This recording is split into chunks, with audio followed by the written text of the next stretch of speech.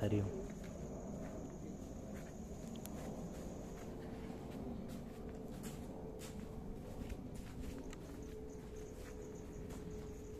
બેસો બેસો.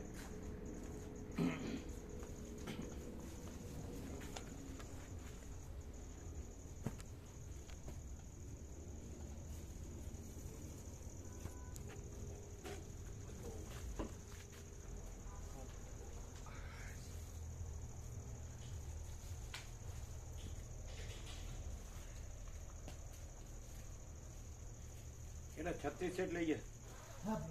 હજી ઘણા બાકી હશે નહીં, પણ જે આમાં આવ્યા હોય જેને ઉદય થયો હોય ને, સમજી શક્યા હોય ને વાંચે એવા, જેને તેને નહીં પડ્યું રહેવાનું નહીં આપવાનું, સદુપયોગ થાય ને. ખ્યાલ આવે? આ બધા તો બરાબર જ છે ને. પેલા ભગા પેલા શું નામ હતું? એ નહીં, એનું લીધું નહીં, એની જરૂર નહીં, એના નથી આવતા એટલે બરાબર. બીજા ભગા પ્રભુ હતા એનું લીધું નહીં, પેલા ગલ્લો વાળા ભગા પ્રભુ એ પૂછી જોવાનું.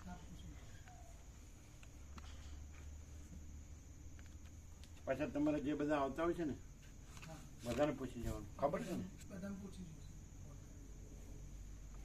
ના વાંચતા હોય ને જે સદુપયોગ થાય.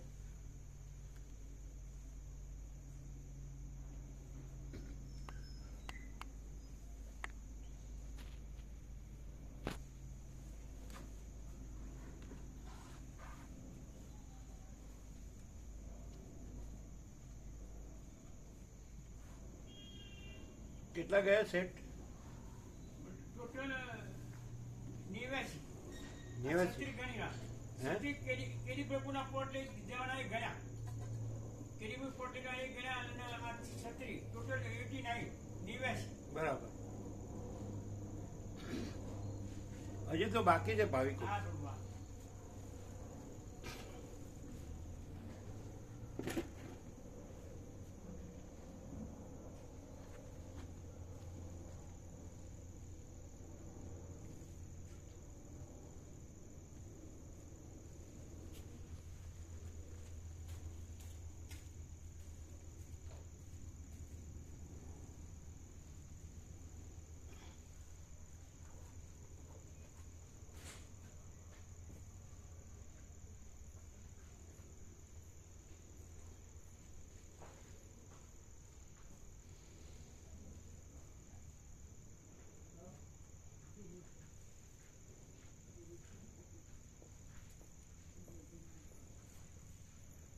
કોને?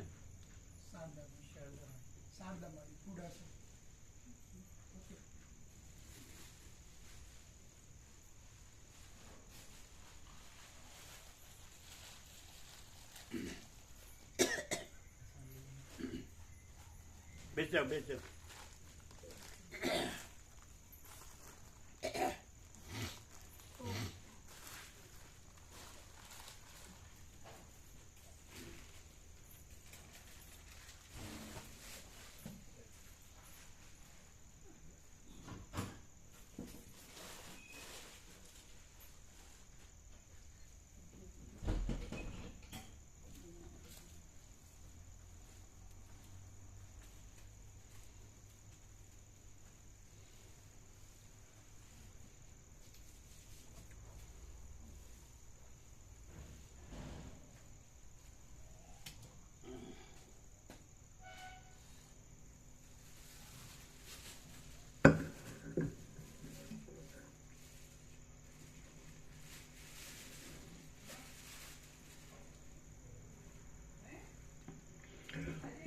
ઓમ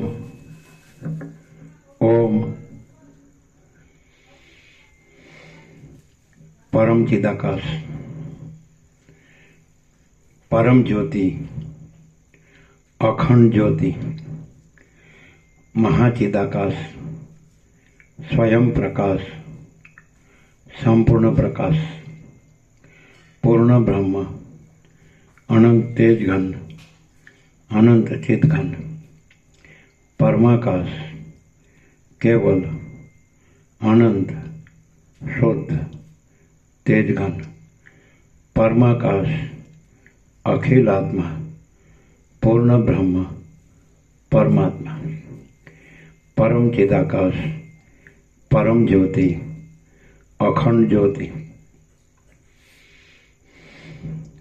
अनंत पूर्ण परम चिदाकाश परम शांति स्वयं सिद्ध स्वयं प्रकाश स्वयं पूर्ण स्वस्वरूप यही सब कुछ है, इसके सिवा कुछ नहीं है।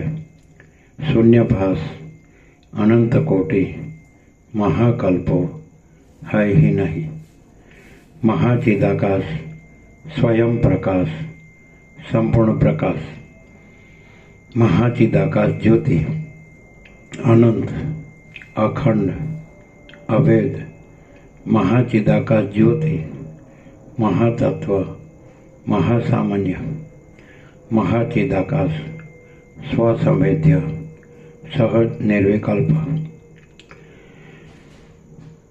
परम चिदाकाश अनंत पूर्ण निरपेक्ष सत्य अनंत संपूर्ण अपरिज्ञ निर्भ्रांत निरपेक्ष वशिष्ठ राम निर्गुण उत्तरार्ध राउंड 40मो राउंड।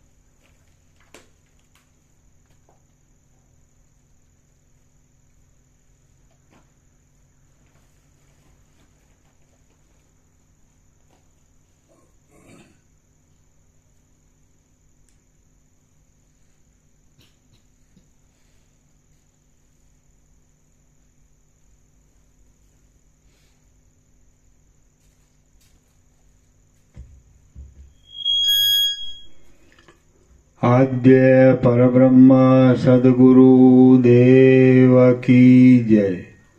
ओम श्री परमात्मने नमः। આમ લાગે છે આમ સેન્ટર નથી એક્ઝેક્ટ।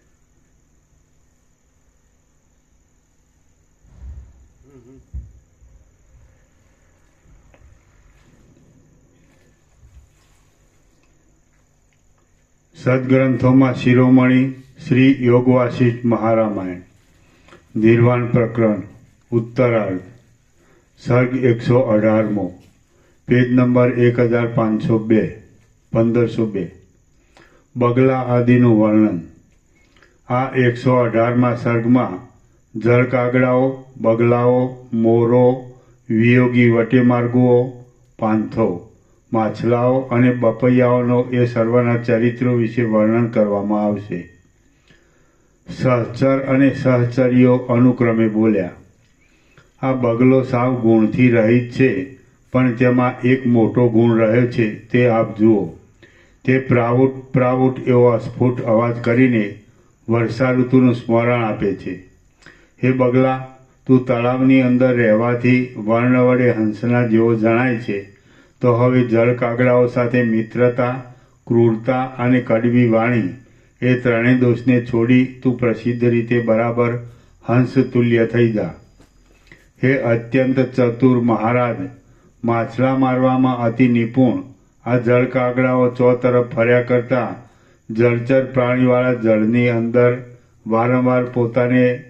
વારંવાર પેસીને માછલાને ચાંચમાં પકડી લેતા હતા અને તેમને ગળી જતા હતા. પરંતુ જળકાગડાઓ દૈવ યોગે આજે કોઈ કારણથી મરી ગયેલા મોટા મત્સ્યોને ખાઈ જતા ગળાના રોગ વડે દુઃખી થઈ ગયા છે અને અત્યંત ક્ષુધાના સમયમાં પણ હારબંધ બેસી રહ્યા છે. તેઓ પાઘડાની પેઠે પોતાની પાસેના અને સુખથી પકડી શકાય તેવા માછલાને પણ પકડી શકતા નથી.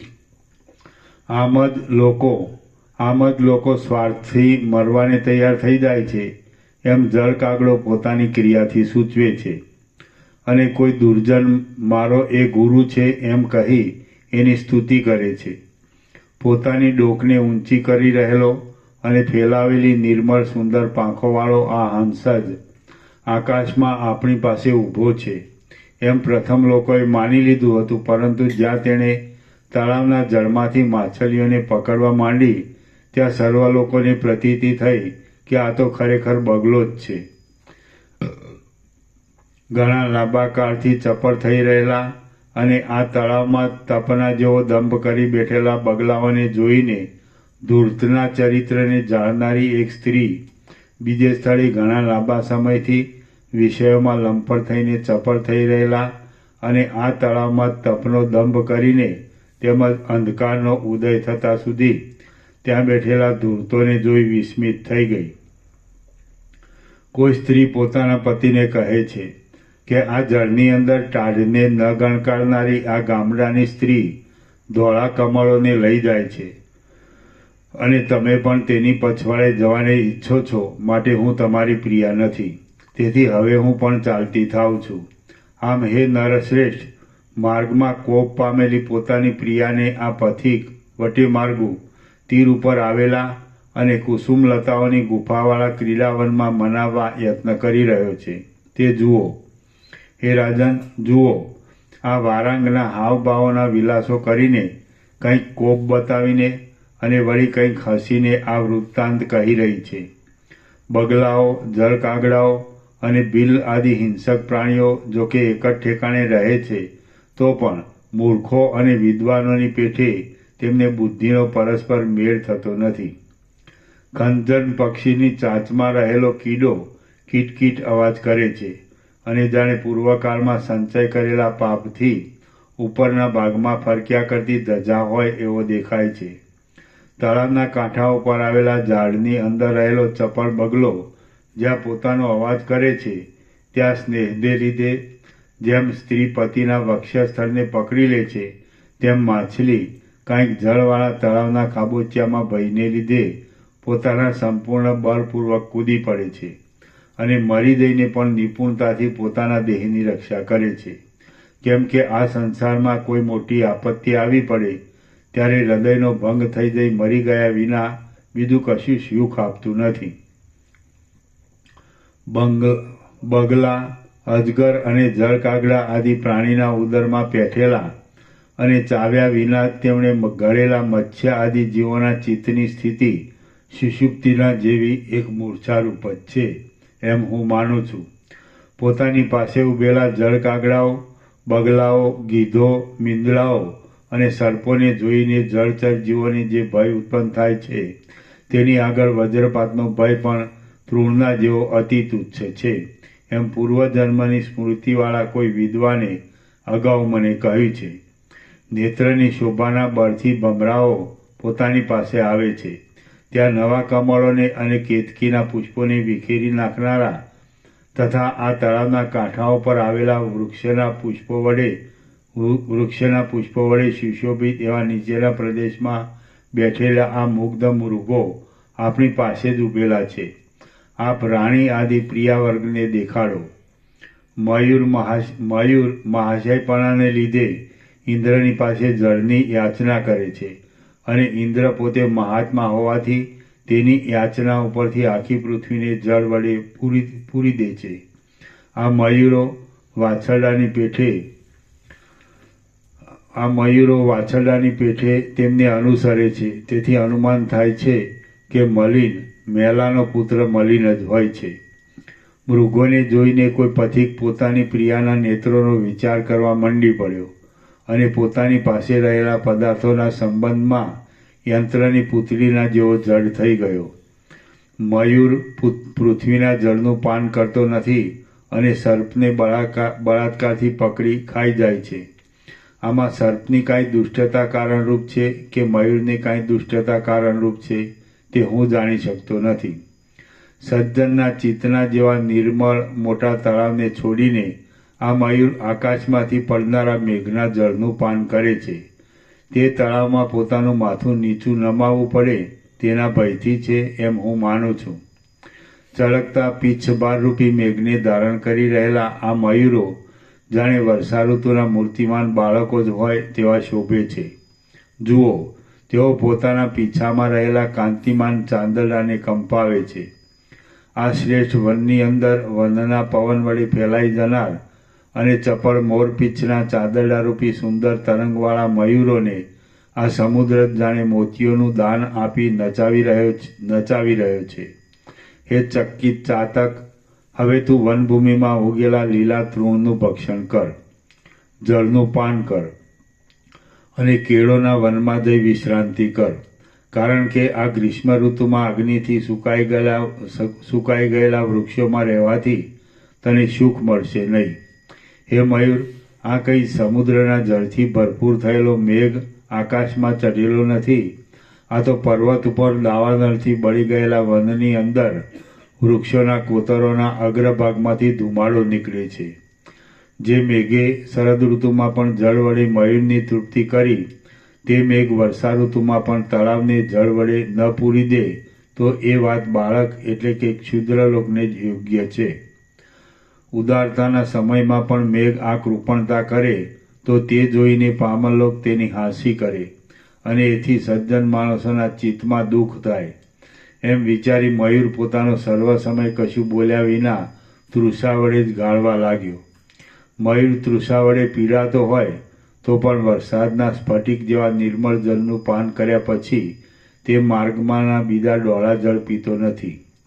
મેઘને સંભાળીને તે પોતાના મનમાં હરખાય છે પણ મરી જતો નથી, કેમ કે ગુણવાનની ઉપર આશા બાંધી બેસનારાઓનો શ્રમ આગળ જતાં પણ પરિણામે સુખકારક નીવડે છે.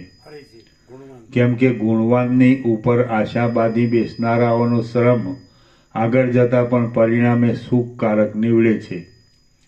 જેમ મૂર્ખ પુરુષો કેવળ વાતોથી જ પોતાનું જીવિત વ્યતીત કરે છે, તેમ આ વર્ષાકાળમાં પથિકો પણ પ્રિયાની કથાઓ વડે માર્ગની દુર્દશાને વ્યતીત કરે છે. હે મહારાજ, જુઓ, અહીં આ તરુણ સ્ત્રીઓ તળાવમાંથી કમળ, ઉત્પલ, કુમુદ, બીજ તથા મૃણાલ આદિ કમળોના તેમજ કમળોના પાંદડામાં ભરી લીધેલા જળના ભારને લઈ વહી જાય છે. અરે, તમે આ ભારને શા માટે વહો છો? એમ કોઈકે પૂછ્યું. એટલે જુઓ, એ તરુણ સ્ત્રીઓએ ઉત્તર આપ્યો કે હે પથિક, પતિના વિયોગ દુઃખના તાપમાં તપી રહેલી એક પથિકાંગનાની અમે 12 સખીઓ છીએ. આમ પોતાના પતિમાં રાગ વડે રંગાયેલા ચિત્તવાળી, સ્તનના બાર વડે ભરેલી અને વિલાસ વડે સુશોભિત અંગને ધારણ કરી રહેલી એ તરુણ સ્ત્રીઓને જોઈને પથિકોને પોતાની ઘેર રહેલી પોતાની પ્રિયાઓ સાંભળી આવી. તેમાંથી કોઈ પથિક પોતાની પ્રિયાનું સ્મરણ કરી કહેવા લાગ્યો કે સંપૂર્ણપણે જળ વડે ભરેલા મેઘોરૂપી અંધકારથી શ્યામ આકાશને જોઈને અને સારી રીતે વિકસિત થઈ રહેલા તેમના વાદળા અને અંધકારની પેટે શ્યામ એવા શૂન્ય અને ગહન વનને જોઈને સાચે જ મારી પ્રિયા પ્રલાપ કરે છે એવી કલ્પનાથી તે પૃથ્વી પર મૂર્છા વડે પડી જાય છે અને ચાલતા ચાલતા લથડી પડે છે. ભમરાઓની પંક્તિઓ વડે અને બીજા કમળો વડે વીંટાઈ રહેલા કમળપાત્રમાંથી સ્ત્રવ્યા કરતા મકરંદરૂપી મધ્યનું પાન કરીને મત થઈ રહેલો અને કાંઠાઓ પર આવેલા વૃક્ષોના પાંદડાના નૃત્ય વડે ઉત્પન્ન થતા કોમળ, ગંભીર તથા મનોહર શબ્દના સમૂહ વડે પોતાના ગુણોને સૂચવી આપતો આ વાયુ વાઈ રહ્યો છે. હાય, વિરહીજનને કામોદીપક હોવાથી તે ખરેખર ખેદકારક છે. શ્રી યોગવાસિષ્ઠ મહારામાયણમાં નિર્વાણ પ્રકરણના હરિણ, મયુર, બક, મુગ્ધાદિ વર્ણન નામનો સર્ગ 118મો સમાપ્ત. સર્ગ 119મો પથિકના સ્મશાન ગમન સુધીનું વર્ણન. આ 119માં સર્ગમાં કોઈ પથિક પોતાની પ્રિયાને મળતા તેની પાસે તેના વિયોગની થયેલી પોતાની પ્રથમની દશાથી માંડીને ઠેઠ સ્મશાન ગમન પર્યંતની દશાને વર્ણવશે. સહચરો બોલ્યા, હે મહારાજ, જુઓ, આ પથિક મંદરાચલને નિકુંજને વિશે ઘણા લાંબા કાળે મળેલી પોતાની પ્રિયા આગળ પોતાને વીતેલી વિરહ વિતક કહે છે. તે પથિક કહે છે કે તારો વિયોગ થયા પછી મને એક દિવસ આ જે આશ્ચર્યકારક વૃત્તાંત વીત્યું હતું તે તું સાંભળ. હું તારી પાસે દૂત મોકલવા વિચારવા લાગ્યો અને મારા મનમાં કહેવા લાગ્યો, આ મહાપ્રલય કાળના જેવા વિયોગના સમયમાં હું અહીં રહ્યો છું. મારા વૃત્તાંતને સંદેશારૂપે લઈ જઈ કોણ મારી સ્ત્રીએ કરેલા સત્કારનું પાત્ર થવાને મારે ઘેર જાય? અરે, પારકાના દુઃખની શાંતિ કરવા માટે પ્રીતિપૂર્વક અને સરળતાથી નિરંતર યત્ન કરે એવો કોઈ પુરુષ આ જગતમાં છે જ નહીં. અરે, પારકાના દુઃખની શાંતિ કરવા માટે પ્રીતિપૂર્વક અને સરળતાથી નિરંતર યત્ન કરે એવો કોઈ પુરુષ આ જગતમાં છે જ નહીં. અરે, પારકાના દુઃખની શાંતિ કરવા માટે પ્રીતિપૂર્વક અને સરળતાથી નિરંતર યત્ન કરે એવો કોઈ પુરુષ આ જગતમાં છે જ નહીં. અહો, મને સાંભળ્યું. શિખરને વિશે રહેલો આ મેઘ પર દુઃખની શાંતિ કરવાના ગુણથી સંયુક્ત છે. કામદેવના ઘોડાની પેઠે તરત જ મારે ઘેર જઈ શકે તેમ છે. પરોપકાર કરવામાં બહુ રસિક છે અને વીજળીરૂપી સ્ત્રી સાથે અહીં ઊભો છે. હે ભાઈ મેઘ, તું ગુણવાન છે તો તને યોગ્ય એવા અને પોતાના કંઠમાં ગુણ એટલે પ્રત્યંચાને ધારણ કરી રહેલા ઇન્દ્રધનુષ્યને ગ્રહણ કરીને તું મારી પ્રિયા પાસે જજે અને ઝરતા જળબિંદુઓવાળા તારા શીતળ પવનો વડે તેને પ્રથમ આશ્વાસન આપજે. પછી હે સુંદર આકાશગામી, તું મારો સંદેશો પહોંચાડવા માટે મંદ મંદ ગર્જના કરજે. માત્ર 1-2 ઘડી તું દયા કરજે, કેમ કે આંસુથી ભરપૂર આંખોવાળી મારી એ બાલપ્રિયા કુમળા કમળના જેવી કોમલાંગી છે અને તે તારી ગાઢ ગર્જનાને જીરવી શકે એમ નથી. હે મેઘ, મારા હૃદયાકાશમાં ચિત્તરૂપી શલાકા વડે મારી પ્રિયાને આલેખીને તેને આલિંગન કર્યું હતું, છતાં તે મારી સુશીલ પ્રિયા હમણાં અહીંથી કોણ જાણે ક્યાં ચાલી ગઈ તે હું જાણી શકતો નથી. હે કોમલાંગી પ્રિયા, મેઘને મેં આ પ્રમાણે કહ્યું અને તારા વિયોગની ચિંતાથી મારી બુદ્ધિ પરવશ થઈ ગઈ. મારા મનની કલ્પના પણ અંદર લીન જ થઈ ગઈ. મારી સ્મૃતિ પણ તારી સાથે જ કોણ જાણે ક્યાંય જતી રહી. એ સ્મૃતિનો લોપ થઈ જવાને લીધે મારું શરીર પરવશ બની ગયું. મારા અંગો લાકડું અને ભીંતના જેવા જડ થઈ ગયા, કેમ કે વિરહના કલેશથી થનારા પરાભવને કોણ સહન કરી શકે? મને પછી તેવી સ્થિતિમાં જોઈને પથિકોનો સમૂહ ભેગો થઈ ગયો અને મોટા આરંભ વડે હાહાકાર શબ્દ કરતી પથિકાંગનાઓએ આવી જબ્બર છાતી કૂટવા માંડી.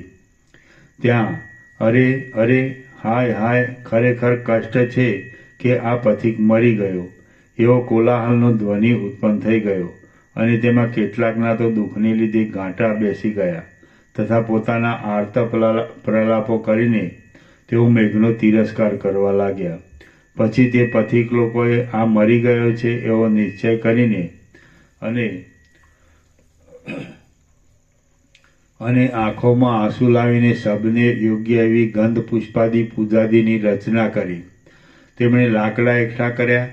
પછી તેઓ મને બાળવા માટે અતિ ભયાનક સ્મશાન ભૂમિમાં લઈ ગયા.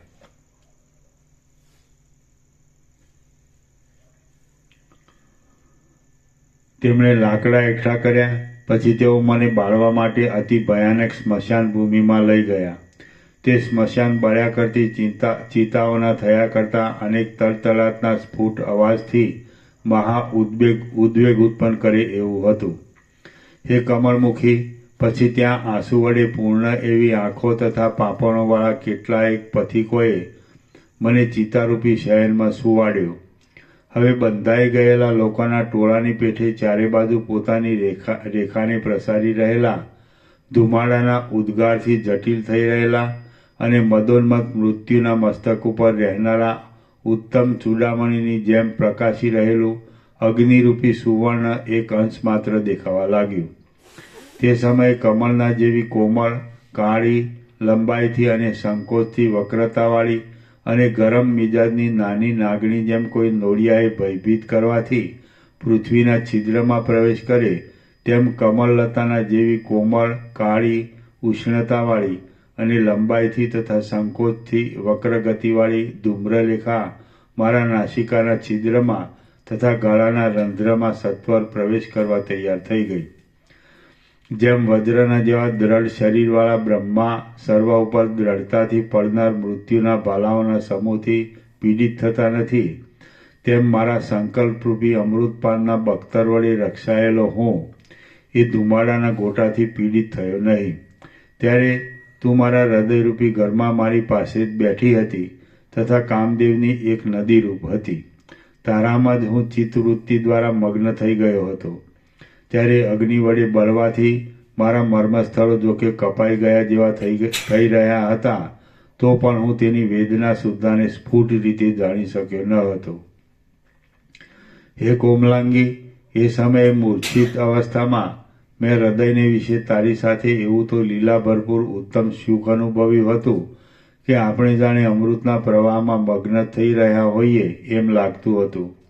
અને આ ત્રૈલોક્યના આધિપત્યનું સુખ પણ તેની આગળ મને મર્મપ્રહાર જેવું અત્યંત તુચ્છ જણાતું હતું.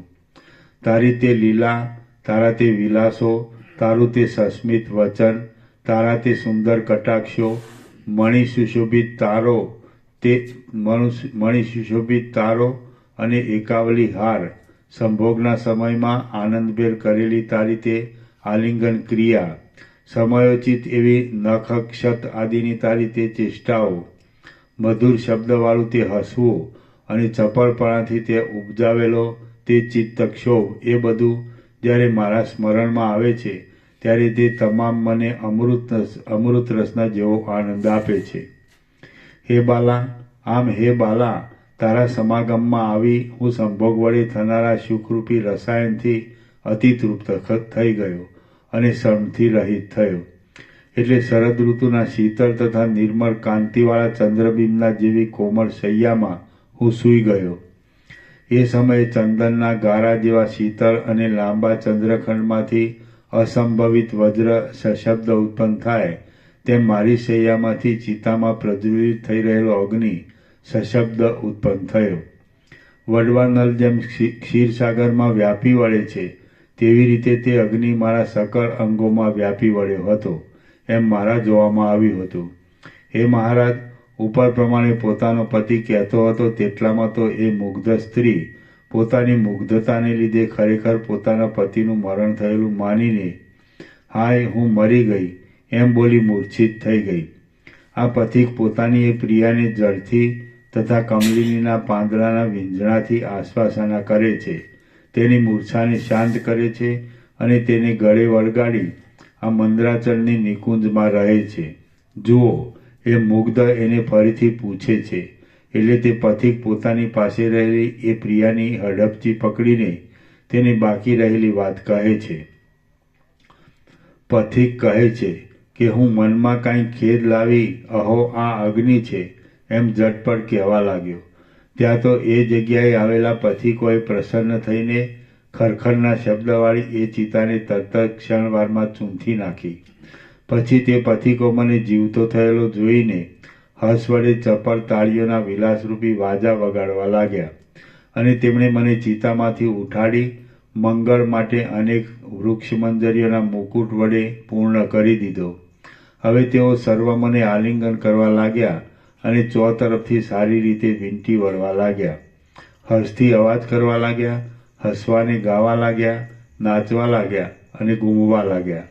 ત્યારે વિષમ ભૂતોના નાયકોને સુખ આપનારું ભસ્મથી, સર્પોથી અને શબની ખોપરીઓના સમૂહોથી ભરેલું તથા ચંદ્ર જેવા ધોળા હાડકાં તથા કપાળોવાળું તે સ્મશાન જાણે કાળભૈરવનું શરીર હોય તેવું મહાભયાનક જણાતું હતું.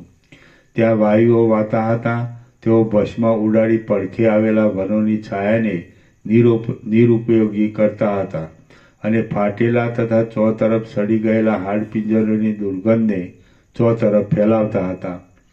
પુષ્કળ ભસ્મ પથરાઈ જવાથી તેઓ ઝાકળના સમૂહનો દેખાવ આપતા હતા અને શબોના કેશોને કંપાવતા હતા. તેઓ આકાશરૂપી બાથામાં જાણે ચંદ્રમા દ્વારા મૂર્તિમાન બાણો જ નીચે આવી પડ્યા હોય તેવા દેખાતા હતા અને શંકરના ભૂષણને યોગ્ય અસ્થિઓમાં અથડાવાથી વૃક્ષ શબ્દને ઉત્પન્ન કરતા હતા. પ્રજ્વલિત અગ્નિવાળી ચિતાઓમાંથી પ્રવાહરૂપે નીકળતા તથા ધુમાડાઓ અને તણખાઓથી ભરપૂર પવનની કંપિત થઈ રહેલી તેમજ તેની ગરમી લાગવાથી શુષ્ક થઈ રહેલા વૃક્ષોવાળી એ સ્મશાન ભૂમિ જાણે અગ્નિ, વાયુ અને શનૈશ્વરનું રમવાનું ઘર હોય તેવી દેખાતી હતી. મહાભયંકર, અર્ધદગ્ધ તથા અનંત હાડપિંજરો વડે અત્યંત દુર્ગંધ અને મદ વડે ઉન્મત્ત થઈ રહેલા શિયાળ, કાગડાઓ, કંક પક્ષી, ગીધ પક્ષી, પિશાચો તથા વેતાળોના શબ્દો વડે ભયંકર એવું સ્મશાન મેં જોયું. તે સ્મશાન ત્યાં લાવવામાં આવેલા અનેક શબોના બાંધવ સમૂહના રોવાથી ગાજી રહેલી દિશાઓના અંતોવાળું હતું, નિકુંજોવાળું હતું. પક્ષીઓને તાણી લીધેલી લીલી શિરાઓ તથા આંતરડાથી યુક્ત હતું અને બળી ગયેલા વૃક્ષખંડો તથા લતાઓના સમૂહો વડે વ્યાપ્ત હતું. એ સ્મશાનમાં કોઈક સ્થળે ચિતાનું ચલન થવાથી જ્વાળા ભભૂકી ઉઠતી હતી અને તેથી ત્યાં પ્રકાશ થઈ રહેતો હતો. ત્યાં કોઈક ઠેકાણે મોટા કેશોને લીધે જાણે મેઘોનો સમૂહ ભેગો થઈ રહ્યો હોય એવો દેખાવ દેખાતો હતો.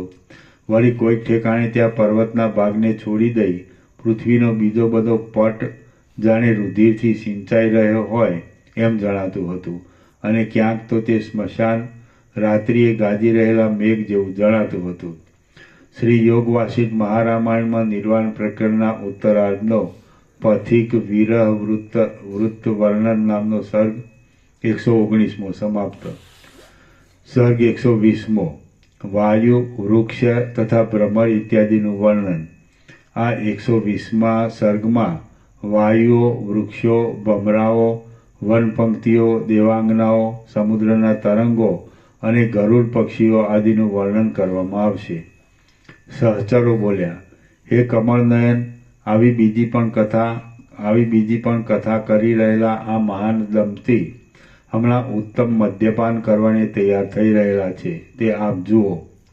કેળના કંદમાં ઢંકાઈ રહેલા સ્વચ્છ ગુચ્છાઓને વિકસાવવામાં નિપુણ અને પુષ્પોના કેસરાઓથી સુશોભિત આ વિવિધ વાયુઓ વાઈ રહ્યા છે. વળી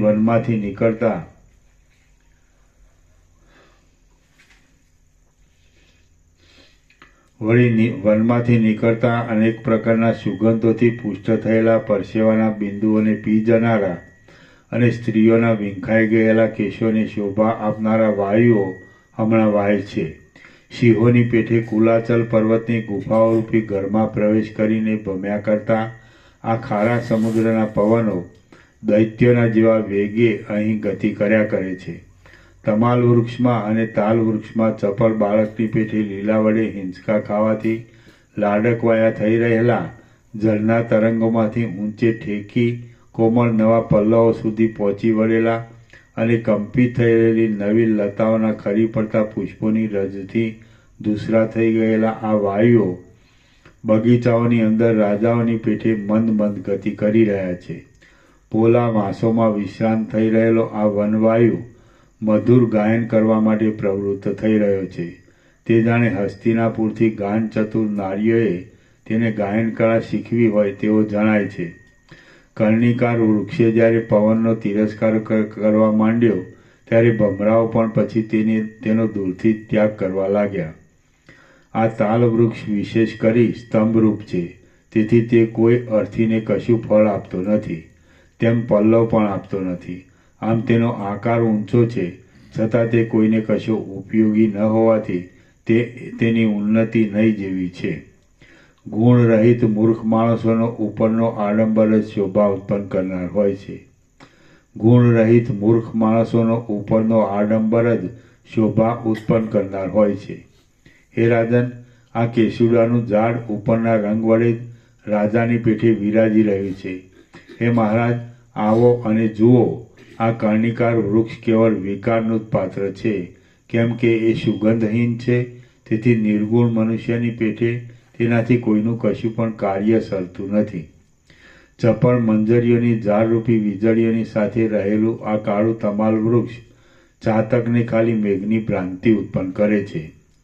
પત્રો વડે સુશોભિત, એકબીજામાં અનુસ્યુત હોવાથી દુર્ભેદ, ઉત્તમ છાયા વડે પર્વતોને વીંટી વળેલા અને ધનુસ્વરૂપ થતા મોટી પ્રત્યંચાઓને યોગ્ય આ ઊંચા વાંસો ઉત્તમ વાંસોની પેટે અત્યંત દીપી નીકળે છે.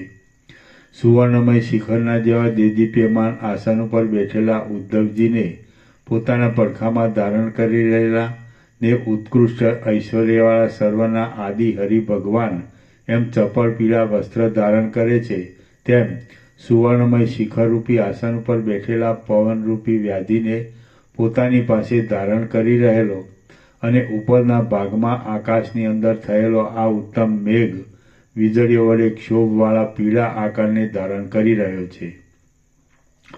પ્રવેશ કરતી વખતે અને નીકળતી વખતે વ્યગ્ર થઈ રહેલા ગતિમાન પક્ષીઓના જેવા ચપળ ભમરાઓ વડે રમણીય આ ખાખરો રુધિરના પ્રવાહ વડે રાતા થઈ રહેલા કોઈ વીર યોદ્ધાઓના જેવો લાલ દેખાય છે. મંદાર વૃક્ષોની મંજરીઓના સમૂહ વડે પીળા દેખાતા વાદળાના નિવાસરૂપ આ મહેન્દ્રાચળ પર્વતના શિખર ઉપર ગંધર્વરૂપી કામી પુરુષો મત્ત બની જઈ સૂઈ રહેલા છે. હે મહારાજ, કલ્પવૃક્ષના વનની છાયામાં વિશ્રાંતિ લઈ રહેલા અને વિશેષે કરી વીણા આદિ વાદ્યો વડે યુક્ત એવા સિદ્ધ તથા વિદ્યાધર આદિ પથિકો ગાન કરે છે તે આપ જુઓ. આ કલ્પવૃક્ષના વનમાં પલ્લવે પલ્લવે વિશ્રાંતિ લઈ રહેલી સુરસુંદરીઓ ગાય છે અને હસે છે તે આપ જુઓ. કોમળ મંદિરોવાળા મંદરાચળને વિશે મંદપાળ નામના ઉદાર મુનિનું આ મંદિર છે. તેની બારિયા ગીત જાતિની પક્ષીની છે. સર્વ ઋતુઓમાં પુષ્પો વડે અને વૃક્ષો વડે સુશોભિત રહેનારી મૂર્તિઓની આ આશ્રમ શ્રેણીને જુઓ. તેને વિશે અન્યોન્ય વેરવાળા સિંહ અને હાથી તથા નોળિયા અને સર્પ ઇત્યાદિ પ્રાણીઓ પોતાના સહજ વેરને છોડી દઈ ક્રીડા કરે છે. પરવાળાના વૃક્ષો સાથે મિશ્ર થઈ ગયેલી અને સમુદ્રના કાંઠા ઉપર આવેલી લતાઓના પલ્લવોમાં પડેલા આ જળબિંદુઓ પોતાની અંદર પ્રતિબિંબિત થઈ રહેલા સૂર્યનારાયણને લીધે અત્યંત ચમક્યા કરે છે. જેમ વિલાસિનીઓ પોતાના વિલાસી પતિના વક્ષસ્થળમાં ક્રીડા કરે છે, તેમ સમુદ્રના તરંગો પણ પોતાની ચકરીઓના વ્યાપારથી રત્નોની અને માણેકની ખાણોમાં ક્રીડા કરે છે. નાગલોકની સ્ત્રીઓના જવાબાથી ઉત્પન્ન થયેલો આભૂષણોનો દિવ્ય જણજણાટ આકાશમાંથી નીચે સંભળાય છે તે આપ સાંભળો. આ પર્વત ઐરાવત હાથીની સ્થાનભૂમિરૂપ છે અને તેની આ ગુફા તે હાથીના ગંડસ્થળથી ભ્રષ્ટ થયેલી મદોન્મદ ભમરીઓના શબ્દોવાળી જાણે ગાયન કરતી હોય તેવી દેખાય છે. કૃષ્ણ પક્ષમાં પ્રતિદિન હરાસ પામનાર દુર્બળ ગાત્રવાળા સમુદ્રની આ કૃષ્ણ પક્ષના અંતને સૂચવનારી રેખારૂપ પંક્તિઓ તેના નિવાસરૂપ તટમાં જોવામાં આવે છે. સુગંધરૂપી સુગંધી આ શ્વાસવાયુને ધારણ કરનારી સુંદર છાયા વડે શીતળ અંગવાળી એકાંતમાં પોતાના આકારને બતાવનારી અનેક પ્રકારના પુષ્પો વડે ભરેલી વનની રચનારૂપી સુંદર વસ્ત્ર વડે સુશોભિત ઝરણારૂપી નિર્મળ હાસ્યવાળી અને પુષ્પોરૂપી બિછાનાને પાથરી રહેલી આ વનરૂપી વિલાસિની ધન્ય છે. ઉદાર બુદ્ધિવાળા દેવો ઉપશાંત શબ્દવાળી શુદ્ધ વનભૂમિમાં જેવા રમે છે તેવા નંદનવનમાં પણ રમતા નથી. આ એકાંતની રમ્ય વનભૂમિઓ સારી પેઠે વૈરાગ્યવાળા મુનિના ચિત્તને તેમજ સંસાર તરફ આસક્તિ રાખનાર વિષય પુરુષના ચિત્તને એમ બેઉને સમાન રીતે જ રમાડે છે. ચરણ જેમ નુપુર વડે શોભે છે અને અવાજ કરે છે, તેમ જળ વડે ધોવાયેલા શિખરવાળા અને સમુદ્રના તટ ઉપર આવેલા પર્વતોના પ્રત્યંત પર્વતો તળેટીઓ રત્નોના સમૂહ વડે શોભે છે અને અવાજ કરે છે. પૂર્ણાગના વૃક્ષો ઉપર વિશ્રાંત થઈ રહેલા અને સુંદર સુવર્ણના જેવા કાંતિમાન ગરુડ પક્ષીઓ આકાશમાં રહેલા દેવતાઓના સમૂહ જેવા શોભે છે. ભમરાઓ તથા મેઘોરૂપી ધુમાડાવાળા અને વિકસિત થઈ રહેલા ચંપક વૃક્ષોના વનો વડે સુશોભિત પર્વતો પવન વડે કંપે છે. જુઓ, તેઓ જાણે બળતા હોય તેમ દેખાય છે. કણેરના ઝાડની ઉપરની શાખાને હિંચકતા કોકિલને જોઈને તેની પ્રિયા કોકિલા ચપળતાથી તેને આલિંગન કરે છે અને મધુર ગાયન કરવા લાગે છે. હે મહારાજ, આ ખારા સમુદ્રની તટભૂમિઓ કોલાહલ સાથે હાલમાં ભેટ રાખી ઊભેલા રાજાઓ વડે ભરેલી છે, તે આપ જુઓ. હે મહારાજ, ઠેઠ પૂર્વ સમુદ્ર સુધી અને ઉત્તર સમુદ્ર સુધી આ જંબુદ્વીપની અંદર જે રાજાઓ યુદ્ધમાં બચી ગયા હોય તે સર્વના મસ્તક ઉપર ચરણ મૂકીને આપ તેમના ઉપર અનુગ્રહ કરો. તે દેશની ભૂમિની રક્ષા માટે પ્રત્યેક દિશામાં નીતિશાસ્ત્ર પ્રમાણે સમાધાનપૂર્વક આપ શાંત બુદ્ધિથી વ્યવસ્થા કરવા આજ્ઞા આપો, અસ્ત્ર આપો અને મદદ માટે આપનું સર્વ સૈન્ય પણ આપો. શ્રી યોગ વાસિષ્ઠ મહારામાયણમાં નિર્વાણ પ્રકરણના ઉત્તરાર્ધનો દિગંતર વૃત્તિ વાચ્યાદિ વર્ણન નામનો સર્ગ 120મો સમાપ્ત. સર્ગ 121મો દેશોની મર્યાદાનું સ્થાપન. આ 121મા સર્ગમાં વિપક્ષિત રાજાએ દેશોની મર્યાદા બાંધી અગ્નિ પાસે જશે અને અગ્નિના વરદાનથી તેઓ દિશાઓના અંતો જોવા નીકળશે એ વિશે વર્ણન આવશે. વશિષ્ઠ બોલ્યા, પછી તે વિપક્ષિત રાજાઓ સમુદ્રના તટોની ભૂમિ ઉપર બેઠા અને મંત્રીઓના કહેવા પ્રમાણે રાજ્ય સંબંધી સર્વ પ્રયોજન એટલે દેશની મર્યાદા બાંધવી વગેરે કરવા લાગ્યા. પછી તેમણે ત્યાં જ પોતાની નિવાસ ભૂમિ કલ્પી લઈ સ્થિતિ કરી અને ક્રમ પ્રમાણે નિર્બાધપણે દેશની મર્યાદા પણ બાંધી. પછી શ્રીમાન સૂર્યનારાયણ જાણે વિપક્ષિત રાજાના પ્રતાપનું વર્ણન કરવા માટે લોકાંતરમાં જતા હોય તેમ સમુદ્રની અંદર પ્રવેશ કરી બીજા લોકાંતરમાં ચાલ્યા ગયા. ત્યાં મેઘલેખાના જેવી શ્યામ રાત્રિ વિસ્તરવા લાગી. એટલે દિવસમાં પોતાનું યોગ્ય કાર્ય કરી રહેલા વિપક્ષિત રાજાઓ પણ ત્યાં પોતાની શૈયામાં સૂતા. નદીના પ્રવાહોની પેઠે ઠેઠ સમુદ્ર સુધી ઘણે દૂર આવી ચડેલા એ વિપક્ષિત રાજાઓ વિસ્મય વડે આકુળ ચિત્તવાળા થઈ ગયા અને પોતાના ચિત્તમાં આ પ્રમાણે વિચાર કરવા લાગ્યા.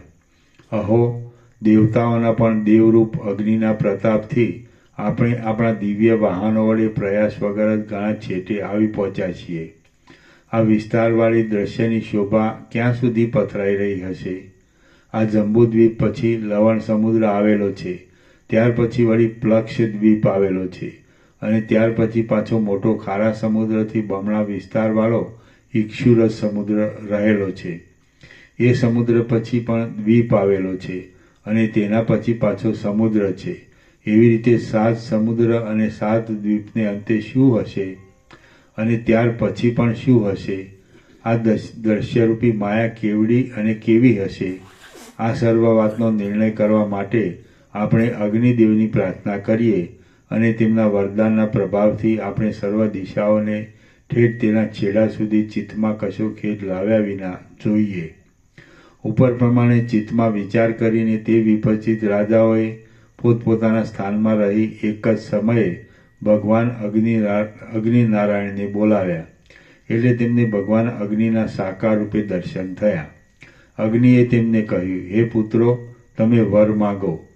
વિપક્ષિત રાજાઓ બોલ્યા, હે દેવ શ્રેષ્ઠ, આ દેહની ગતિ જ્યાં ન પહોંચી શકે ત્યાં મંત્રથી શુદ્ધ થયેલા દેહથી અને તે પણ જ્યાં ના પહોંચી શકે ત્યાં મનથી અમે અમારા આ પંચભૂતાત્મક દ્રશ્યને જોઈએ. તેમજ પ્રત્યક્ષ, અનુમાન અને શબ્દ આદિથી જે સિદ્ધ થઈ શકે છે તે સર્વ અમે જોઈએ એવું ઉત્તમ વરદાન આપ કૃપા કરી અમને આપો. હે મહારાજ, સિદ્ધ યોગી પુરુષો જ્યાં સુધી જઈ શકે છે ત્યાં સુધી અમે આ શરીરે જઈ સર્વ જોઈ શકીએ અને જ્યાં એ શરીરની ગતિ અટકે ત્યાં પછી અમે મન વડે દ્રશ્યને જોઈ શકીએ. વળી અમે જ્યાં સુધી સિદ્ધ યોગીઓની ગતિ પહોંચે ત્યાં સુધી તેને માર્ગે ગતિ કરીએ.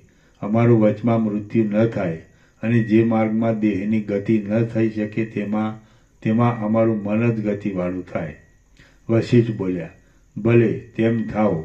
એમ કહી અગ્નિદેવ સત્વર જાણે વડવાના રૂપે સમુદ્રમાં જવાને ઉતાવળા થઈ રહ્યા હોય તેમ તરત જ અદૃશ્ય થઈ ગયા. એ પ્રમાણે વરદાન આપી અગ્નિ ચાલ્યા ગયા. પછી રાત્રિ આવી અને તે પણ થોડો સમય રહી ચાલી ગઈ. પછી પાછો સૂર્યનો ઉદય થયો અને વિપત્તિત રાજાના ચિત્તમાં સમુદ્રનું ઉલ્લંઘન કરવાની ધીર ઈચ્છા પણ ઉદય પામી. શ્રી યોગ વાસિષ્ઠ મહારામાયણમાં નિર્વાણ પ્રકરણના ઉત્તરાર્ધનો વિપત્તિત નિર્ણય નામનો સર્ગ 121મો સમાપ્ત. સર્ગ 122મો. સમુદ્રમાં ચારે વિપત્તિત રાજાઓ પગથી ચાલ્યા. આ 122મા સર્ગમાં સમુદ્રના તરંગોમાં પગ વડે ચાલનાર વિપત્તિત રાજાઓનું સમુદ્રના આવર્ત અને મગરમચ્છ આદિનું વિદારણ કરી નીકળી જવા વિશે સારી રીતે વર્ણન આવશે. વશિષ્ઠ બોલ્યા, પછી તે વિપત્તિત રાજાઓએ પ્રાતઃકાળમાં ઉઠીને શાસ્ત્ર અનુસાર પૃથ્વીની સારી રીતે વ્યવસ્થા કરી.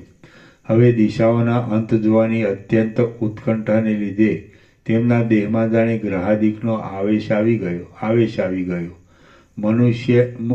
મુખ્ય મંત્રીઓએ તેમને જાણે વાર્યા, છતાં આંસુવાળા મુખો વડે આક્રંદ કરી રહેલા પોતાના સર્વ પરિજન વર્ગને તેમણે પાછો વાળ્યો. તેઓ તો સ્નેહરહિતપણાથી અભિમાન, માત્સર્ય, લોભ, શત્રુઓથી પરાભવ થવાનો મોટો ભય અને સ્ત્રી, પુત્ર, ધન વગેરેની એષણા આદિને પણ છોડીને અમે સમુદ્રને પેલે પાર જઈ દિશાઓના અંત જોઈ પાછા ક્ષણ માત્રમાં ચાલ્યા આવીશું એમ કહેતા ત્યાંથી ચાલી નીકળ્યા. આમ તેમણે પોતાની મંત્ર શક્તિ વડે ભૂમિ, જળ આદિ મહાભૂતોનો જય કરી લેવાથી સિદ્ધપણાને પામેલા પોતાના પગ વડે સમુદ્રમાં ચાલવા માંડ્યું. તે વખતે પ્રત્યેક દિશામાં રહેલા તેમના અનેક ભૃત્યોમાંથી કેટલાયક અત્યંત સ્નેહને લીધે તેમની સાથે સમુદ્રમાં પ્રવેશ કરતા હતા. આમ તે સેવકો યથાશક્તિ અનુગમન કરતા હતા અને એ વિપત્તિત રાજાઓ પગપાળા સમુદ્રના જળમાં ચાલતા હતા. જાણે જમીન ઉપર પગ રાખ્યા હોય તેમ જળના તરંગોના સમૂહ ઉપર પોતાના પગ રાખીને તે ચારેય વિપત્તિત રાજાઓ પોતે એકલા સમુદ્રને તરી જવાનો ઉદ્યોગ કરવા લાગ્યા અને પોતાની સેનાથી અત્યંત વેગળા પડી ગયા. પગે પંથ કરીને સમુદ્રની અંદર બેઠેલા તે વિપત્તિત રાજાઓ જ્યાં સુધી શરદ ઋતુના આકાશના નાના વાદળાની પેઠે અદૃશ્ય ભાવને પ્રાપ્ત ન થયા ત્યાં સુધી કાંઠે રહેલા મનુષ્યોને તે જોવામાં આવ્યા. બાંધેલા મધ્યબંધનને ખેંચી જનારા હાથીની પેઠે સમુદ્રમાં પગપાળા જતા તે વિપત્તિત રાજાઓ પોતાના દ્રઢ નિશ્ચય વડે પોતાનો પંથ કાપવા લાગ્યા. પર્વતના જેવું તરંગોનું ઉછળવું અને સંભુ થવાથી જળ તરંગોની શોભા ઊંચી નીચી થતી હતી અને તેઓ તેને પણ હરી લેતા હતા. આથી તેઓ સમુદ્રના મંથન સમયના હરી જેવા દેખાતા હતા.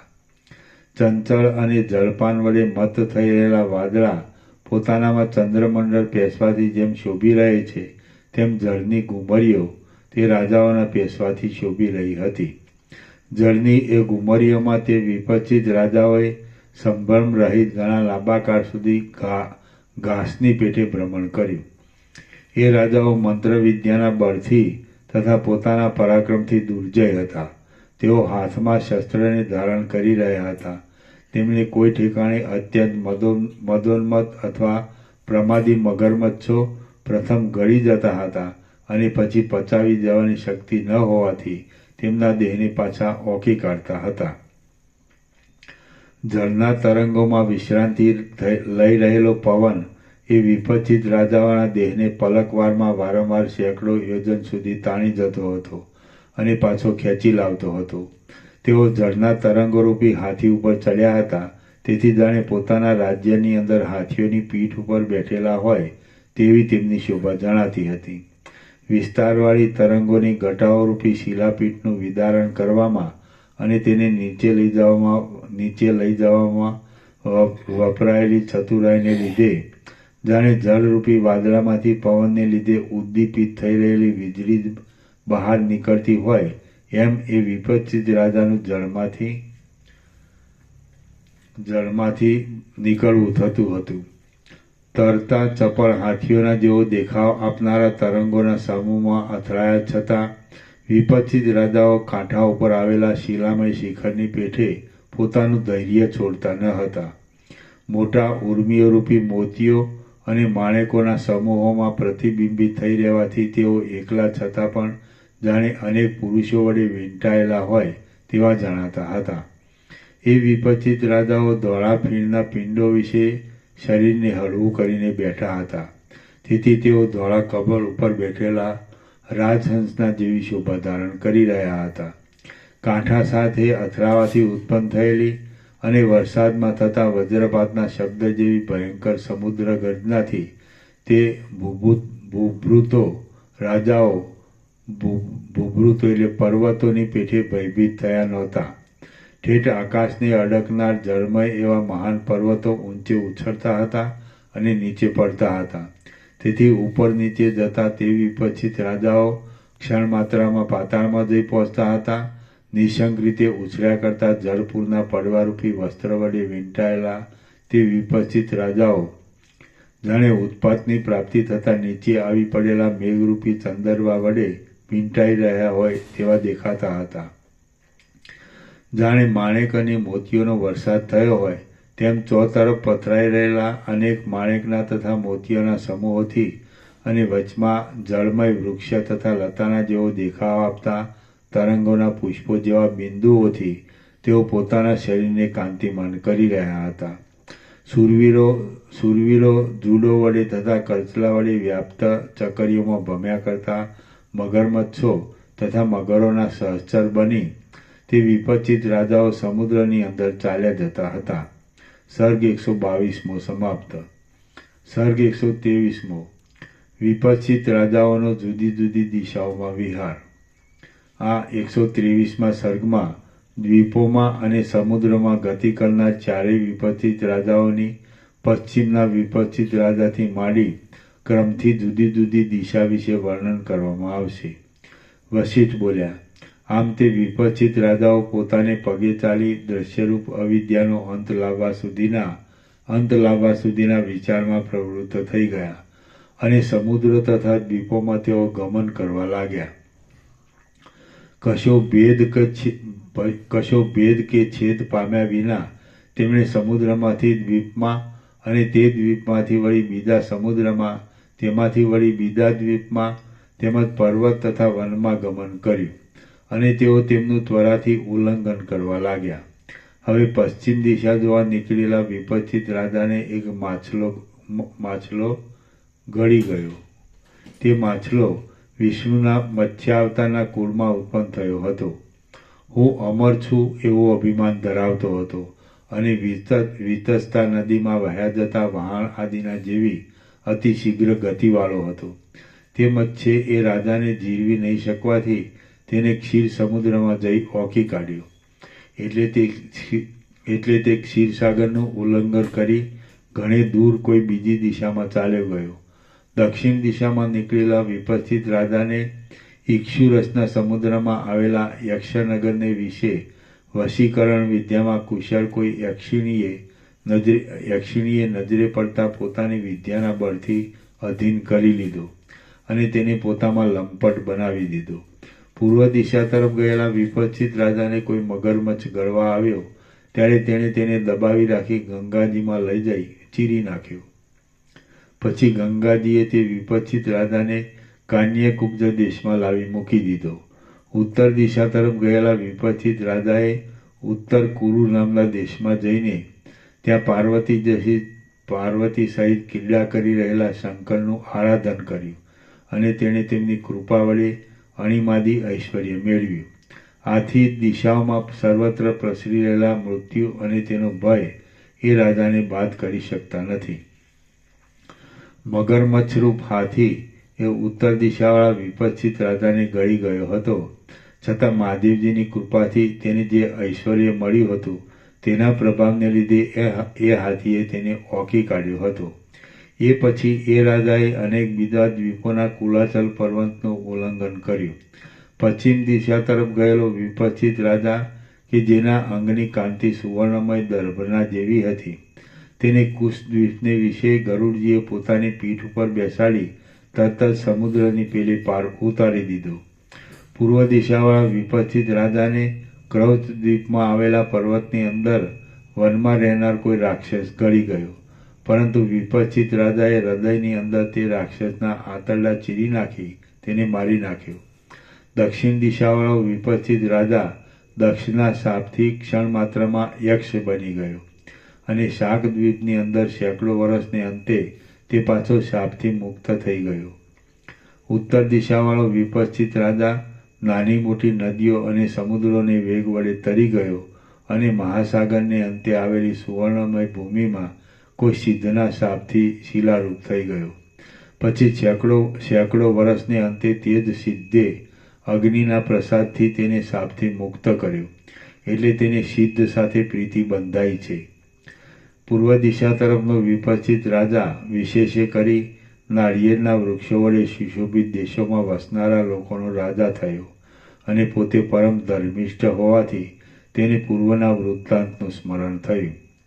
તે રાજાએ નાળિયેરના ફળોનું ભક્ષણ કર્યું અને 10 વર્ષ પર્યંત મેરુ પર્વત તરફની ઉત્તર બાજુએ આવેલા કલ્પવૃક્ષના વનની અંદર અપ્સરા સાથે નિવાસ કર્યો. પશ્ચિમ તરફનો વિપસ્થિત રાજા પક્ષીઓનું વશીકરણ કરવાની વિદ્યાના રહસ્યને જાણતો હતો અને તેને સાલમલી દ્વીપમાં રહેલા સાલમલી વૃક્ષની પક્ષીણીના માળામાં રહી તેની સાથે ક્રીડા કરી અનેક વર્ષો વ્યતીત કર્યા. પછી એક દિવસ કોમળ લતાવાળા મંદરાચલ પર્વતમાં મંદાર વૃક્ષરૂપી મંદિરની અંદર મંદરી નામની કોઈ કિન્નરીએ તેનું સેવન કર્યું. પૂર્વ દિશા તરફનો વિપસ્થિત રાજા ક્ષીરસાગરના કિનારે ગયો અને ત્યાં આવેલા કલ્પવૃક્ષોના વનોની પંક્તિઓમાં તેણે કામથી આકુળ બની જઈને નંદનવનની દેવતાઓ જેવી અપ્સરાઓ સાથે 70 વર્ષ કાઢી નાખ્યા. શ્રી યોગવાસિન મહારામાયણમાં નિર્વાણ પ્રકરણના ઉત્તરાર્ધનો દિગ્વિહરણ નામનો સર્ગ 123મો સમાપ્ત. સર્ગ 124મો વિપસ્થિત રાજાઓનો દ્વીપોમાં તથા પર્વતો પર વિહાર. આ 124મા સર્ગમાં વિપસ્થિત રાજાઓનું મૂળ સ્વરૂપ એક છતાં તેની 4 દેહ વડે વ્યવહાર વિશે અને દ્વીપોમાં તથા અનેક પર્વતોમાં વિહાર વિશે વર્ણન કરવામાં આવશે. રામ બોલ્યા, હે મહારાજ, સર્વ વિપસ્થિત રાજાઓ એક ચિન્મય જ હતા. તેમનું મૂળ શરીર પણ એક જ હતું અને સર્વ એક જીવવાળા હતા, છતાં એકી સમયે તેમને જુદી જુદી ઈચ્છાઓ કેમ ઉત્પન્ન થઈ? વશિષ્ઠ બોલ્યા, સર્વત્ર ભરપૂર એવું ચિદાકાશ એક નાના પ્રકારના આકારે થયું નથી, છતાં જે તે સર્વની અંદર વ્યાપ્ત થઈ રહેલું છે.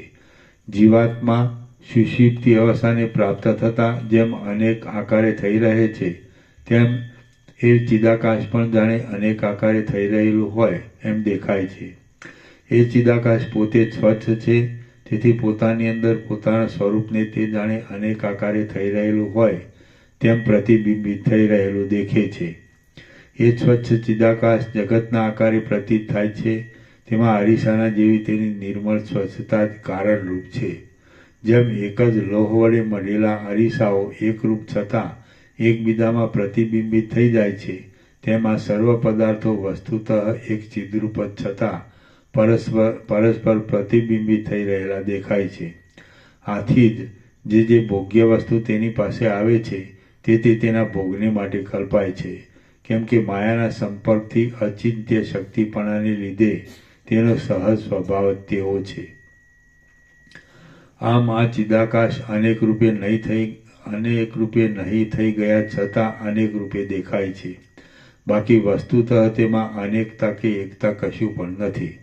તેમાં અનેકતા કે એકતા નથી, છતાં તે એક રૂપે અને અનેક રૂપે ભાસે છે. એ જ તેનો અચિંત્ય મહિમા છે. આથી જે વિપસ્થિત રાજાની પાસે જે પદાર્થ જોવામાં આવ્યો તે એ વિપસ્થિત રાજાની ચિન્મયતાને લીધે તેનામાં પ્રતિબિંબિત થઈ ગયો અને તદ્રૂપતાને પ્રાપ્ત થઈ જાણે તેને અધીન થઈ રહ્યો હોય તેવો જણાયો. તેમાં જુદા જુદા પ્રકારે અનુભવમાં આવ્યો. વળી યોગી પુરુષો એક દેશમાં રહ્યા છતાં પોતાના યોગ બળથી ચારે તરફ વ્યાપ્ત થઈ અનેક કર્મો કરે છે અને ત્રણેય કાળમાં થનારી સર્વ બાબતોને અનુભવે છે. તો પછી વિપચિત રાજા જુદા જુદા દેશોમાં જઈ જુદા જુદા પ્રકારે સર્વ વસ્તુનો અનુભવ કરે તેમાં શું સંશય લાવવાનો છે? વળી મેઘ સર્વત્ર વ્યાપ્ત થઈ રહેલો છે અને ગરમીથી પીડાતા પ્રાણીઓને આનંદ આપે છે. તે જુદા જુદા પ્રકારે એક જ સમયમાં પોતાના જુદા જુદા અંશો વડે અનેક જુદી જુદી ક્રિયાઓ કરે છે અને તદ અભિમાની જીવ આ સર્વ મેં કર્યું એવો અનુભવ પણ કરે છે. અણિમાદી ઐશ્વર્યને લીધે ઈશ્વર કોટીમાં ગણવા યોગ્ય કેટલાક યોગીઓ જગતમાં થનારા અસંખ્ય કર્મોના સમૂહને એક જ સમયે યોગ બળથી કરે છે અને અનુભવે છે. એક વિષ્ણુ ભગવાન પોતાના 4 બાહુ વડે એટલે કે પોતાના 4 શરીર વડે જુદી જુદી જાતની ક્રિયાઓ કરતા રહી જગતની રક્ષા કરે છે અને ઉત્તમ અંગનાઓનો ઉપભોગ કરે છે. વિષ્ણુ ભગવાન 2 ભુજા વડે બની શકે તેવા કર્મોને 2 ભુજા વડે કરે છે અને ઘણી ભુજાઓની જરૂર પડે તેવા સંગ્રામ કાર્યમાં અનેક ભુજાઓ વડે નિરંતર યુદ્ધ કરતા રહે છે. એ જ પ્રમાણે તે વિપચિત રાજાઓ મૂળ એક જ ચિદ્રૂપ હતા, છતાં તેમણે સર્વ દિશાઓમાં તેવા પ્રકારે જુદા જુદા રૂપે રહી તેઓ જુદો જુદો વ્યવહાર કર્યો અને સુખ દુઃખ આદિ ભોગવ્યું. તેમણે ભૂમિરૂપી શૈયામાં શયન કર્યું હતું, દ્વીપાંતરોમાં જઈ ભોજન કર્યા હતા, વનોની પંક્તિઓમાં વિહાર કર્યો હતો અને તેઓ મારવાડની તથા તેના જેવી બીજી નિર્જન ભૂમિમાં ચાલ્યા હતા. પર્વતોની પંક્તિઓમાં તેમણે નિવાસ કર્યો હતો, સાગરોની અંદર તેમણે ભ્રમણ કર્યું હતું, અનેક દ્વીપોમાં તેમણે વિશ્રામ લીધો હતો અને તેઓ મેઘોની માળા વડે સુશોભિત એવા પર્વતોના ઉપરના ભાગોમાં છુપાઈ રહ્યા હતા. પર્વતોના સમૂહોમાં, પવનના ઝપાટાઓમાં અને જળના તરંગોમાં તેમણે પોતાનો દેખાવ આપ્યો હતો. તેમજ પર્વતોની તથા સમુદ્રોની નદીઓમાં અને નગરીઓમાં તેમણે ક્રીડા કરી હતી. પૂર્વ દિશા તરફના વિપચિત રાજાને શાકદ્વીપમાં પ્રસિદ્ધ ઉદયાચલ પર્વતના તટની અંદર આવેલા પાંદડા વગરના થોરના જંગલમાં યક્ષે સંમોહન વિદ્યા વડે મોહિત કરી દીધો હતો. તેથી તેણે 7 વર્ષ સુધી તેની અંદર શયન કર્યું હતું. પછી તે જ પર્વતમાં તે ક્યાંક પાષાણપણું ઉત્પન્ન કરનારા જળનું શિલાંબુનું પાન કરીને બળાત્કારથી પાષાણ ભાવને પામ્યો હતો અને તેણે પૃથ્વીની અંદર પાષાણ રૂપે પોતાના 7 વર્ષ ગાળ્યા હતા. પશ્ચિમ તરફનો વિપચિત રાજા શાકદ્વીપની અંદર આવેલા અસ્તાચલ પર્વતના શિખર ઉપર ગયો હતો. ત્યાં વાદળા વડે ઘેરાયેલા ગુફારૂપી ઘરમાં પિશાચ જાતિની અપ્સરાએ તેને 1 માસ સુધી પોતાને વિશે કામુક બનાવી દીધો હતો. પૂર્વ તરફનો વિપચિત રાજા શાંત ભય નામના વર્ષખંડમાં જળધાર નામના મોટા પર્વતમાં હરડેના વનની અંદર ગયો હતો અને ત્યાં કોઈ ઋષિના શાપથી 70 વર્ષ સુધી હરડેના વૃક્ષરૂપ બની તે અદૃશ્ય થઈ ગયો હતો. આ રેવતાચળ પર્વતમાં શિશિર નામના વર્ષની અંદર પૂર્વ દિશા તરફનો વિપચિત રાજા યક્ષને આધીન થઈ ગયો હતો. તેથી તે 10 રાત્રિ સુધી સિંહરૂપ થઈ રહ્યો હતો. પછી તે પિશાચની માયાથી છેતરાઈ ગયો હતો અને આ મેરુ પર્વત આદિની ગુફામાં દેડકારૂપ બની જઈ 10 વર્ષ પર્યંત તેમાં રહ્યો હતો. ઉત્તર દિશા તરફનો વિપચિત રાજા શાકદ્વીપની અંદર નીલગિરી પર્વતના તટ ઉપર આવેલા કૌમાર વર્ષ ખંડમાં ગયો હતો અને ત્યાં અંધકૂપમાં એટલે અંધારા કૂવામાં સેંકડો વર્ષ પર્યંત અંધપણે રહ્યો હતો. પશ્ચિમ દિશા તરફના વિપચિત રાજાએ આ મરીબક નામના વર્ષખંડમાં વિદ્યાધરપણાને પ્રાપ્ત કરી દેનાર મંત્ર વિદ્યા વડે 14 વર્ષ સુધી વિદ્યાધરપણું ભોગવ્યું હતું. એ વિપચિત રાજાએ સુરતના શ્રમથી થાકી ગયેલા મહાદેવજીના અત્યંત શોભા વડે ચપળ અવયવોમાં ક્રમે કરી ઉત્પન્ન થયેલા શ્વેતબિંદુથી શીતળ અને એલચીઓની લતાઓના આલિંગન વડે સુગંધી સમુદ્ર તટમાં વનોના સુંદર પર્વતોનો આશ્રય કરી પોતાનું વિદ્યાધરપણું ભોગવ્યું હતું. સર્ગ 124મો સમાપ્ત. સર્ગ 125મો. ઓમ ઓમ ઓમ. પાના નંબર 1515. પ્રસાદ આપી દો.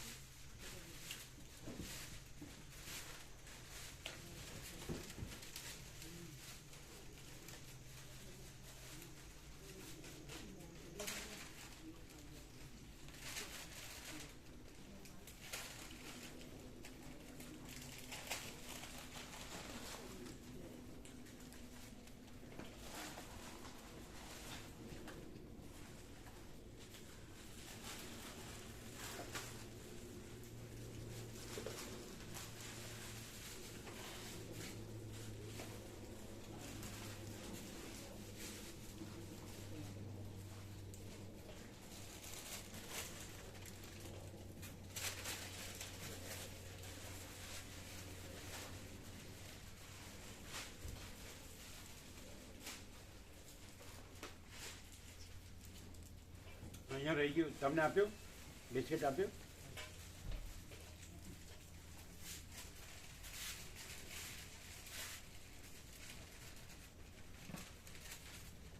ત્યાં બધાને આપ્યું?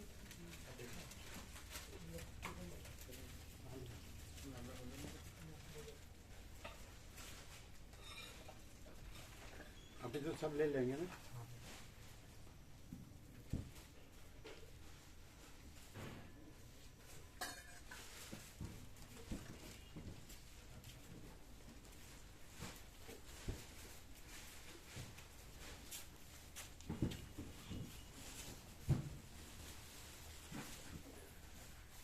પછી ભાઈ બાળકો પણ આનંદ આવ્યો? આમ દર્શન કર્યા બધા? શું કહેતા હતા? બહુ મજા આવી. પ્રભુ બધાનું ફેરવે એટલે શું કે એમ તો મજા આવી જઈ એમ? આવતું રહો આમ તમારો થોડો શનિ રવિ આવે. આ તો નજીક છે. હા પછી હું સ્કૂટર લઈને આવી જતો એને બપોરનો પ્રસાદ લઈ છે. રવિવાર કેવું તમારે લઈને આવવાનું. આમ દર્શન કર્યા એટલે કેવું લાગ્યું? મારે કંઈક જગ્યા બહુ સરસ જબરજસ્ત. હે જગ્યા ઘણી સારી છે આમ બધી અનુકૂળ જગ્યા.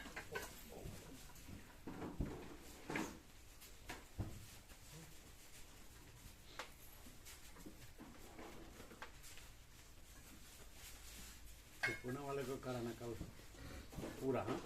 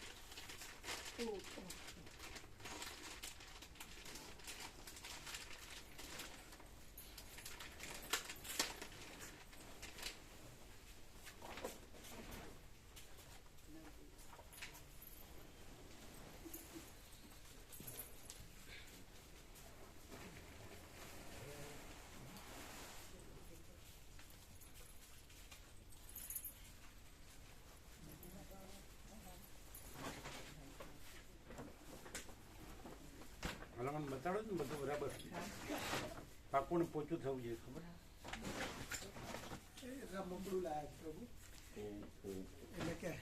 સારું કરે. આજે એકમાં તો બેઠા આવે ફરી વાર બીજી વાર અમારે પાછું વોશરૂમ જવું. પ્રભુ એ મંત્ર કે છે તો કયું એ જે અરવિંદ પ્રભુ લખે છે ને આગળ પાછળ એ સંપૂર્ણ એ જ લઈ લેવાનું. એની પાસે તૈયાર જ છે લખેલા, હસ્તાક્ષર જ છે ને.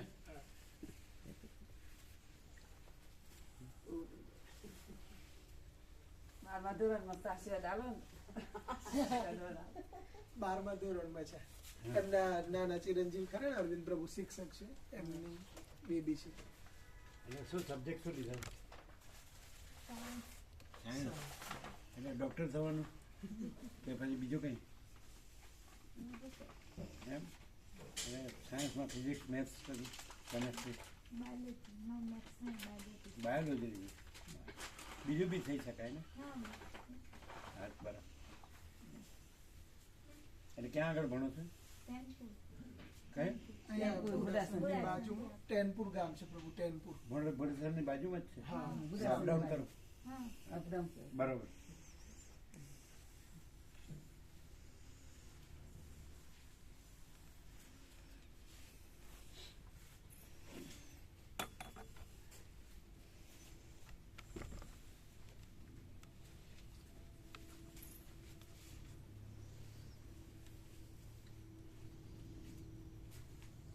तो तकलीफ हो तो इधर एकदम अनुभवी और भाविक ही 40 साल पुराने अच्छे डॉक्टर है, भाविक है, रसिक प्रभु.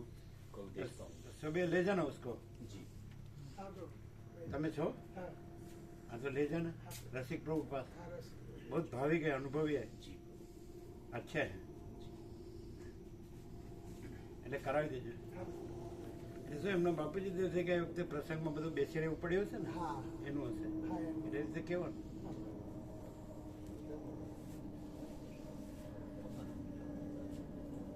ज्यादा है कि कम है? नहीं अभी बहुत अच्छा हो गया स्वामी। गोविंद प्रभु ये बाम अच्छा हो चोड़ी गया, थोड़ा अब भाई डॉक्टर कोई ले साहब फिर भी ले जाना. હા, પેલું वो अनुभवी है, અનુભવ. अच्छा हो गया। मिलने योग्य है. वो 13 डेज जो रिचुअल किया ना उसमें थोड़ा बैठ के पूजा वगैरह करने में नहीं, लेकिन वो डॉक्टर भाविक है, 40 साल पुराने अनुभवी और भाविक है. जी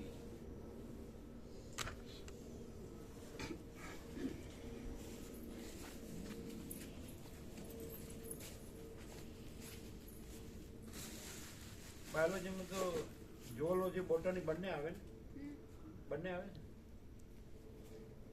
પછી આગળ જતા મેડિકલમાં જવું હોય તો પછી એકલું ઝુઓલોજી રહે, પછી બોટની ના રહે, એવું છે ને?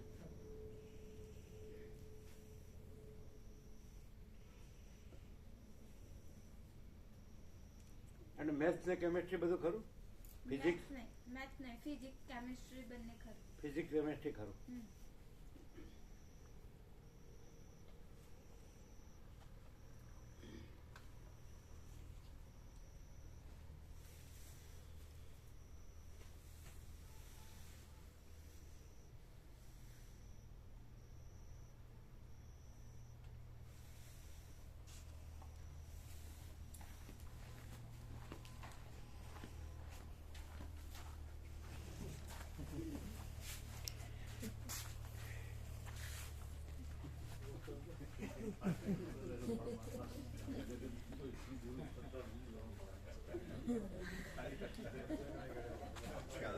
અંદર રહેલા પરમાત્મા તમારી અંદર રહેલો પરમાત્મા જગતના કોઈ પણ ગુરુ કરતા અનંત ગણો.